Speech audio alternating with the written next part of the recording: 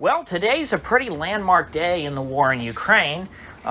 We have seen now the fall of Bakhmut and officially the rise of Artemovsk. I think that's how you say the Russkies name. Like so many cities in Ukraine, Bakhmut has been renamed since the Maidan. Some of the renamings are presentist in nature, in that they're introducing names to these cities that are not really historically accurate. Bakhmut, on the other hand, appears to be the opposite. It was the erasure of a Soviet era name, replaced with what the historic name was, going back into the mists of history. So, you look at something like Kharkov, they changed that to be Kharkiv, so that it, the same thing with Kiev and Kyiv. They're trying to change that to sound more Ukrainian and less Russian, even though, the names historically were always, written and spoken the Russian way. This city, Bakhmut, appears to be the opposite. Now, Bakhmut is not a name that originates from the Ukrainian language, and in fact, apparently, the best guess seems to be that it, I think Turkish, maybe was the best guess, but they don't really know. It's just a name that's so old that it's always been around, and it was always used by everyone until the Soviets renamed it after what was this guy's name? He had a really generic Russian name, like it was like Fedorev Sergeyev, something like that, and I guess his nickname was Artem. I assume that's like a reference to Artemis. And so this city from 1924 to 2016 was called Artemovsk, and then from 2016 until now 2023 it was called Bakhmut again. Now, this has been the biggest battle in the war in Ukraine. It was the biggest battle of the 21st century, to my knowledge. I don't think there has been a bigger military battle fought anywhere on planet Earth in the 21st century. It was probably bigger than, gosh, I can't think of any individual battle in the Yugoslav wars that would have been bigger. I'd have to do the math. I'd have to look up the numbers of soldiers and casualties, of Bakhmut now that it's finished, versus the major battles of the Yugoslav wars. But needless to say, it was a big battle. It lasted 292 days, so not quite a year, but gosh, it was a lot longer than I think the Russkies ever would have imagined. I don't think the Russkies would have thought the entire war would have taken 292 days, let alone 292 days to take Bakhmut, which is still in the Donbass. So remember, Ukraine's still fighting in the Donbass, which is pretty remarkable considering how long it's been, but it's hard to call that really putting up a good fight when you look at how many men they've lost, and of course the trillions or billions, hundreds of billions, maybe. I don't know if it's quite a trillion yet. I'd have to look up the latest figures of American dollars in the form of military aid that has been shoveled into Ukraine and set on fire. And so while it's remarkable that Ukraine has been able to hold Russia in the Donbass for this long, still fighting to consolidate Donetsk and Luhansk, let alone the rest of Ukraine. It's remarkable, but they were not exactly efficient about it. It's not something to be too proud of. They have sacrificed, I think, unjustifiably, a lot of lives. I still have not seen any real reason why the Ukrainians decided to dig in Bakhmut and make that kind of their last stand. Why not pull back and conserve? Maybe their idea was, hey, we're going to have to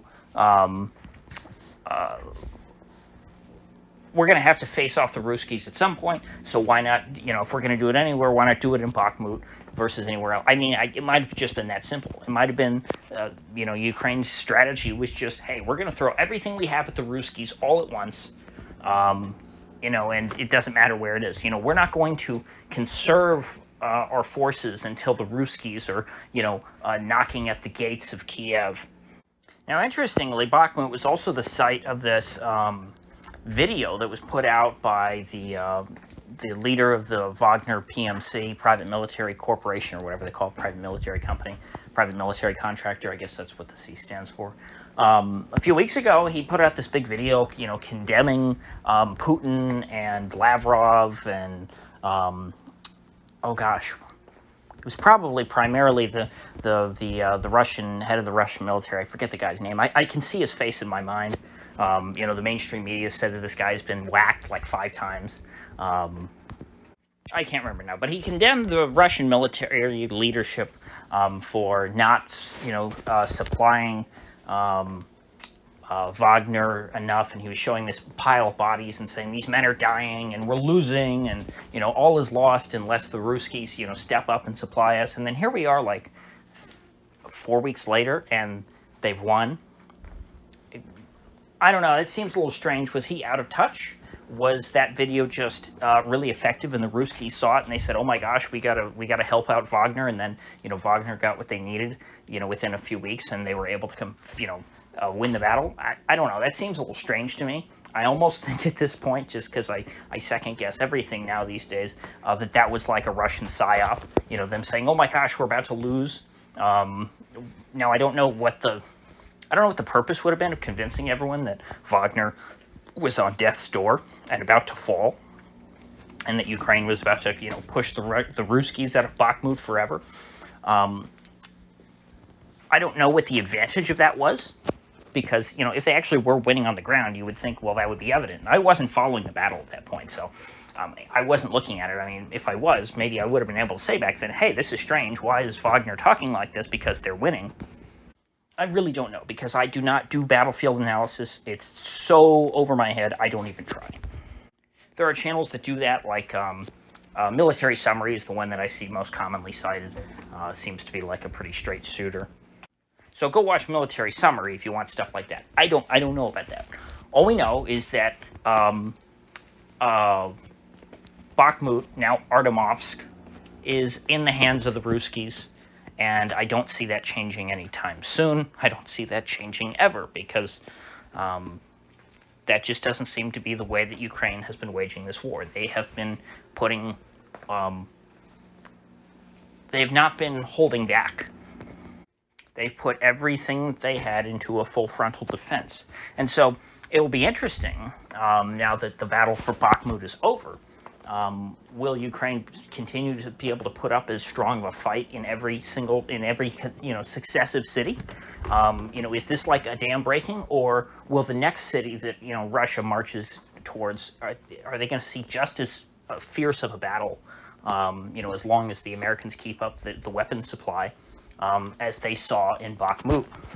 Because if that's the case, this war could go on, for the rest of my life. If it takes a year to take every individual city, how many cities are there in Ukraine? How many people are there in Ukraine? I mean, like 40 million? How many men between the age of 18 and 50? I'm sure Ukraine's drafting up to 50-year-olds by now. In fact, I've seen videos of people crying and claiming that their minor sons were being drafted, all the way down to like 15. And even if they don't draft them now, if the war continues this slowly, there's going to be a new crop of 18-year-olds in a few years. Although, I guess if they let the children leave at the start of the war, that would be a problem, which I think a lot of them did. And so they will grow up and mature outside of Ukraine, and so therefore they won't be able to be drafted. They'll be safe and sound, in Poland and other places. And so I don't see the Russkies stepping down anytime soon. This is their first big victory since, like, Mariupol. In fact, it's 1 year to the day. It's hard to believe it's been a year since Mariupol fell, and that was, seen as a really, really tough and hard-fought battle. This battle didn't conclude for another year. And by the way, they're in the same oblast. These are both Donetsk cities.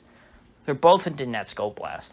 So, Mariupol's on the coast, or down by the the Black Sea, and Bakhmut is up towards the northern border of Donetsk. Think like in American terms, like Huntsville versus Mobile. I think that's kind of like a similar relationship, to kind of distant or relatively speaking. I'm not saying it's the same distance miles wise, but you've got Bakhmut up closer to the top, and you've got Mariupol down at the bottom, on the water. And so it's remarkable that over the course of a year, the war is still being fought in the same place. I mean, could you imagine that if this were, World War II, and it took a year to go from Antwerp to Brussels? I mean, how long after D-Day were the Allies marching through Paris? I don't think it was a very long period, was it? But then again, that might just emphasize how much NATO has thrown their entire weight to the fact, to the point that the U.S. military is saying, "Hey, we're low on ammo. We really need to conserve some for ourselves because so much is going to Ukraine for free." So I think the next month will give us a good idea as to what the victory in Bakhmut means. I guess I'll try and sit down and because you can't really trust the casualty counts coming from either side, which is why I'm not bringing them up now. I'm not sure what the numbers look like for each side. I don't know who to trust at this point, as far as third-party sources. So I'm going to try and drill down into this and figure out for my own sake. And I guess I'll report back on this next time I talk about the topic if I remember. Anyway, within about a month, we should know what this victory means. Does it mean that the dam is broken? Are the Russkies going to be on the move? Or is this just another day in the war of attrition? And it really doesn't matter, which cities you take. The Russian side, the case that they're making, and I haven't seen really much pro-Ukraine substantive takes on this. It's more just like, so long Bakhmut, we'll be back, stuff like that. But what the Russkies are saying is that this, the nature of this victory, the victory is not winning Bakhmut. They're saying, well, in the process of taking Bakhmut, because Ukraine threw, all their weight into defending this city, we were able to take out, I don't know what the correct term is because you can't really translate like Russian and Ukrainian military divisions, to American. So I don't know what the size is. So I don't want to say something like, oh, it was a division or it was a battalion. I don't know that, but the Russkies are saying we killed a lot of Ukrainians. Let's put it that way, because we don't know the exact numbers. They're saying we killed so many Ukrainians that Ukraine just does not have the strength and they don't have manpower to continue to put up this kind of a fight. And so, whether we fought these men in Bakhmut or somewhere else, it doesn't matter. We would have had to fight them at some point in this war, and so a certain percentage of Ukraine's military capacity has been destroyed forever. Because while the Americans can continue to pump in weapons, the Americans are not yet pumping in serious manpower. They're not pumping in grunts. And I hope that never happens. But you really can't be too sure of anything these days, especially now that Biden, as I said yesterday, has agreed to send F-16s to Ukraine. Now, F-16s are still not American soldiers, but it's still a step further entrenching America on the side of Kiev. So, with that said, I will see you folks back here Monday. I think tomorrow I'm going to be pretty busy. So.